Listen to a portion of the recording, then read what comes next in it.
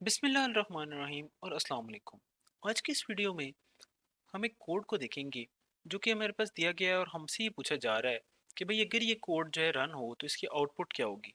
इस तरह के जो सवाल होते हैं इनको बेसिकली हम कहते हैं कि कोई कोड जो है उसको आप बेसिकली ड्राई रन कर रहे हैं, कि आप ना उसको अपने पेपर के ऊपर रन करके देखना चाह रहे हैं कि जब ये कोड किसी कंप्यूटर के ऊपर रन हो तो इसकी क्या आउटपुट होगी। तो सॉर्ट ऑफ हमने इसका क्या करना है, एक ड्राई रन चलाना है। अब इन सवालों को हल करने के लिए मैंने पहले भी जिक्र किया था और मैं फिर बताता हूँ कि 3 स्टेप्स जो है ना आपने हमेशा अपने जेहन में रखने हैं इनको सॉल्व करने के लिए, जो कि आपके लिए बड़े ही फ़ायदेमंद होंगे। तो सबसे पहला ये कि भाई जब भी आपने इस तरह के सवालों को हल करना है तो आपने लाइन बाय लाइन जो है ना कोड को एग्जीक्यूट करना है। तो आप हर कोड की पहली लाइन पे जाएंगे, देखेंगे इसकी जब ये चलेगी तो क्या आउटपुट आएगी, क्या चेंज आएगी कोड में, क्या होगा इससे। उसके बाद आप अगली लाइन पे चले जाएंगे, फिर आप उससे अगली लाइन पे जाएंगे, तो लाइन बाय लाइन आपने इसको लेके चलना है। सेकंड चीज़ आपको ये पता होनी चाहिए कि भाई जितने भी वेरिएबल्स कोड के अंदर यूज़ हो रहे हैं उन वेरिएबल्स को आप अपने पास लिख लें, ठीक है ना। तो आप उनको राइट डाउन कर लें अपने पास, और उनके अंदर जो भी वैल्यूज़ चेंज हो रही हैं उन वैल्यूज़ को अपने पास अपडेट करते जाएं, ठीक है। तो तीसरा स्टेप है कि भाई हर कोड की आप लाइन में जब जाएंगे ना तो उन वेरिएबल्स के अंदर कोई वैल्यूज़ चेंज हो रही हैं तो उन वैल्यूज़ को वेरिएबल्स के अंदर अपडेट करते चले जाएं, ताकि कोई भी चेंज जो हो रही है वो आपके पास भी नोट डाउन होती जाए, ठीक है। और लास्टली जब आप सारों को अपडेट करते रहेंगे तो कहीं पे प्रिंट एफ की स्टेटमेंट्स आए तो उनको आप जो है ना फिर स्क्रीन के ऊपर एक छोटी सी स्क्रीन अपने पास बना लें, और उनके पास ऊपर जो है ना आउटपुट दिखाते जाएंगे उसकी क्या क्या आएगी। तो इसी चीज़ को देखते हुए और इन्हीं स्टेप्स को फॉलो करते हुए हम इस वाले सवाल को भी लेके चलेंगे। और अब हम देखते हैं कि इस सवाल को रन करके अपने पेपर पे कि क्या इसके रिजल्ट आएगा, क्या इसकी आउटपुट आएगी। तो सबसे और एक और चीज़ जो आपने जिसका खास ख्याल रखना है कि जब भी आप ना इस तरह कोड को रन करें तो आपने सिंटेक्स का खास ख्याल रखना है। कि ऐसा भी हो सकता है कि एक ट्रिक क्वेश्चन हो कि जिसमें कि आपको कोड ऐसा दिया गया हो कि आप कोड में ही फंसे रहे हो और उसमें असल में जो है एक सिंटेक्स की गलती हो, और उस सिंटेक्स की गलती की वजह से कोड ने रन ही ना होना हो और आप बस ये देखते रह जाएं कि भाई वो रन किस तरीके से होके तो रिजल्ट क्या आएगा। सपोज कि अगर मैं यहाँ पे जो है ना स्विच के आगे ये वाली ब्रैकेट्स जो लगी हुई हैं इनकी जगह पे ये वाली ब्रैकेट्स लगा दूं और बाकी कोड ऐसे ही हो, तो आपको तो लिख देना चाहिए सिंपली कि भाई ये तो कोड रन ही नहीं होगा, इसके सिंटेक्स में मसला है, ठीक है। तो इस तरह की चीज़ों पर भी आपने खास ध्यान रखना है। तो अब हम शुरू करते हैं। सबसे पहले हम आते हैं कि पहली कोड की लाइन पे जब ये रन होगी तो ये लिखा हुआ है कि CHAR CH, तो एक करेक्टर डिक्लेयर किया जा रहा है और करेक्टर के वेरिएबल का नाम जो रखा है उसने वो रखा हुआ है CH। तो हम अपने पास एक वेरिएबल बना लेंगे जैसे कि मैंने कहा था और उसका नाम रख देंगे CH। अब कोड चले जाएगा जी अगली लाइन पे। अगली लाइन में क्या हो रहा है कि CH को एक वैल्यू असाइन हो रही है, ठीक है, और वो असाइन हो रही है C की।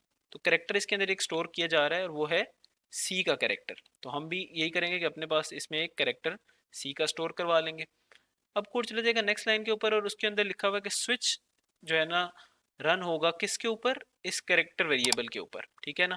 जब वो इसके ऊपर रन होगा तो वो देखिए देखता स्विच ही होता है कि इसके अंदर अब क्या वैल्यू स्टोर्ड है। तो स्विच जाएगा कैरेक्टर के वैल्यू के अंदर और देखेगा और उसको पता लगेगा कि अच्छा इस टाइम पे जो कैरेक्टर है इसके अंदर सी वैल्यू स्टोर्ड है।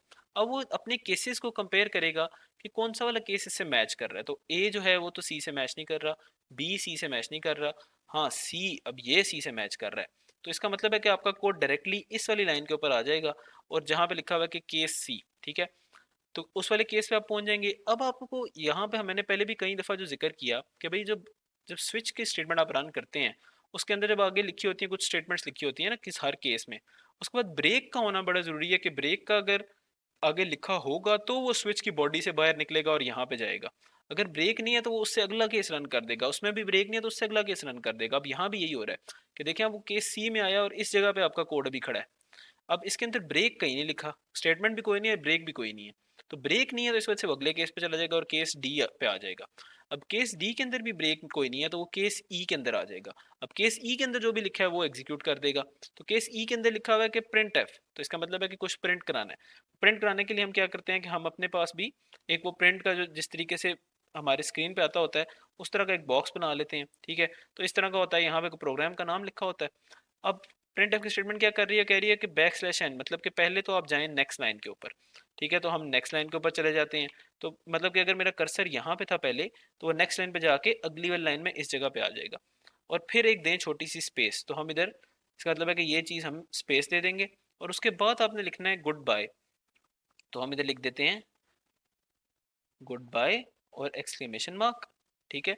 ये चीज़ें आपको दिखाने की ज़रूरत नहीं है कि कर्सर होगा, ये हमने अपने समझने के लिए लिखा है।